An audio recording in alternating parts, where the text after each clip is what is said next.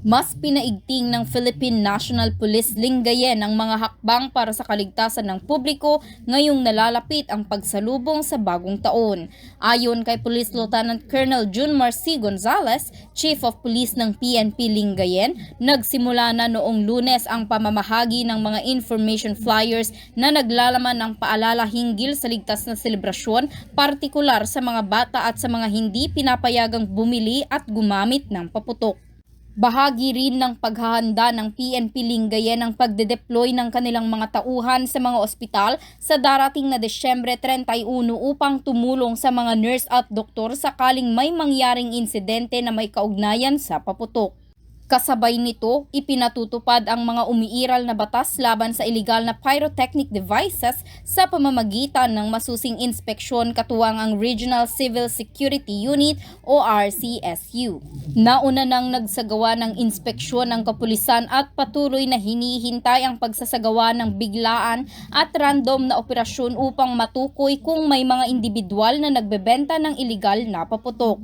Tiniyak ng PNP Lingayen na mahaharap sa kaukulang kaso ang sinumang lalabag sa batas. Nanawagan din ang kapulisan sa buong komunidad ng Lingayen na makipagtulungan at huwag mag-atubiling mag-ulat sa pinakamalapit na estasyon ng pulisya o tumawag sa kanila sakaling may mapansing kahina-hinalang aktibidad. Layunin ng panawagang ito na masiguro ang isang mapayapa at ligtas na pagdiriwang ng bagong taon, lalo na't inaasahang magiging mahaba ang bakasyon at maaaring maiwang walang tao ang ilang mga tahanan. Patuloy ring naglalabas ng mga paalala ang PNP Lingayen sa kanilang opisyal na page kabilang ang mga tips laban sa akyat bahay at iba pang krimen. Dagdag pa rito, mahigpit ang pagbabantay ng kapulisan sa pamilihang bayan kung saan may nakatalagang police visibility tuwing araw ng palengke na nakatutulong upang mapanatili ang zero incident sa lugar. Sinimulan na natin nung Monday, nagdi-distribute na kami ng flyers. No, at the same time, nagdidistribute yung mga babala at yung hindi dapat bilhin ng mga pinagbabawal na paputok. Especially sa mga kabataan, sa mga bata, yung safety pa rin. At nag-aano na rin kami, ako ng madi-dispatch na personnel natin diyan sa mga hospital natin this coming katapusan sa December 31 para at least kasama ng ma-assistihan yung mga duty nurse doctors natin tungkol pag may mga ganyan na balita. Meron tayong special law tungkol dyan na pwedeng pag nakakitaan ng pagbebenta ng mga illegal pyrotechnic device together with the RCSU, mag-i-inspect kami. Pero initially may ginawa na kaming inspection dyan at hinihintay namin doon sa mismong surprise at random inspection para at least malaman natin kung meron mga nagbibenta ng mga pinagbabawal na pyrotechnic device at yun, papailan natin ng kaso.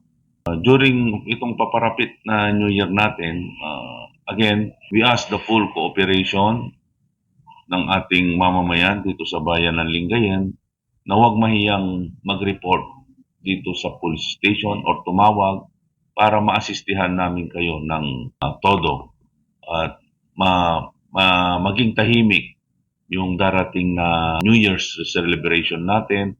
At the same time, be always vigilant sa mga kasi mahabang bakasyon yan sa mga ating mga bahay. Yun nga, sa Facebook account, nandoon na, nilalagay na namin yung mga paalala, yung isa, yung tips on akyat bahay, so far, hanggang yung dito sa market, kasi meron kaming offline bandilo dito sa market, every time na market day, at nagiging zero incident naman. At yun nga, yung may mga permit, yung mga natin dito, nagbibenta ng paputok. Samantala, binigyang diin ng PNP Lingayen na tanging ang mga vendor na may kumpletong permit lamang ang pinapayagang magbenta ng mga paputok bilang bahagi ng pagsisikap na mapanatili ang kaligtasan ng publiko ngayong holiday season. Para sa programang Zona Libre, Patrol numero 2, Bombo Jaira Anca nag-uulat.